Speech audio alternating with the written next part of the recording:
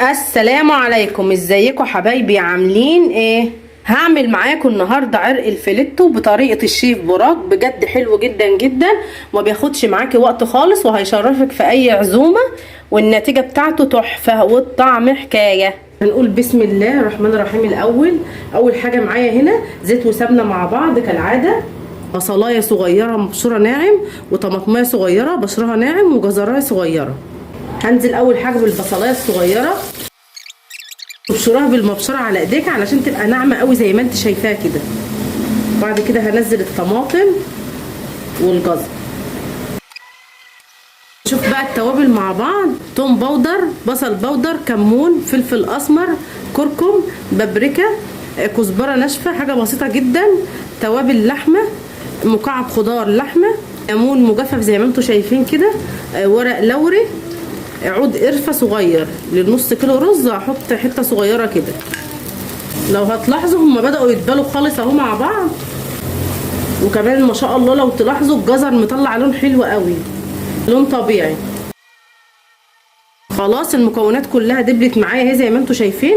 هنزل بالتوابل كلها بسم الله، اشوح فيها شويه، مش هشوح اكتر من كده علشان التوابل ما تتحرقش وتخلي الوصفه طعمها مر معاكي. هكون غاسله نص كيلو رز ومصفيه كويس، رز بسمتي. انا مبحبش انقع الرز البسمتي علشان تفضل الحبايه بحبايتها.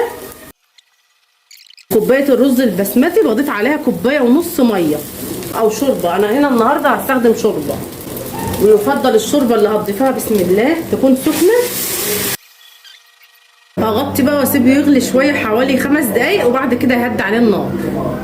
هعمل بقى معاكم العرق الفيليتو بطريقه الشيف براك. مفيش اسهل ولا احلى من كده، وهتشوفوا دلوقتي سهل جدا وما بياخدش وقت خالص، وبيبقى حلو جدا لو انت عامله عزومه، وبجد هيشرفك. وفي اقل من نص ساعه بيبقى جاهز معاكي. ومعايا زبده. وصفه العرق الفيليتو دي بجد بتبقى حلوه جدا بالزبده الصفراء علشان تديكي نتيجه حلوه.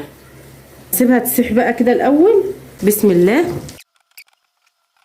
لازم النار تبقى عاليه، حاولي تقلبي في الزبده كده علشان ما تتحرقش منك. بقلب فيه كده علشان الزبده اللي في الجوانب دي ما تتحرقش. وهطفي عليه، هطلعه كده على القطاع، اسيبه حوالي بس 5 دقايق يهدى، وبعد كده هقطعه. كده بعد 5 دقايق قطعت العرق زي ما انتم شايفين كده.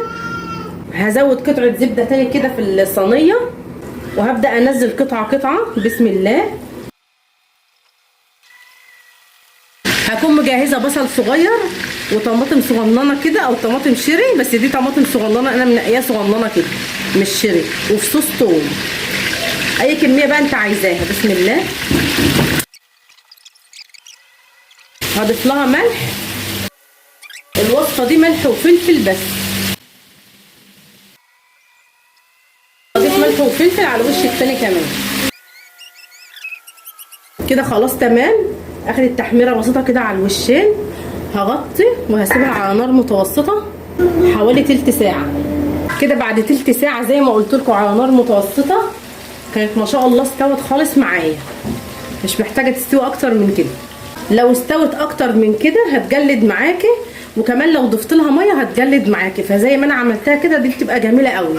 وبكده ابقى خلصت معاكم وصفتي النهارده، وبالف هنا وشفا. لو عجبتكم الوصفه بتاعتي ما تنسوش تدعموني بلايك واشتراك في القناه علشان يوصل لكم كل جديد. مع السلامه.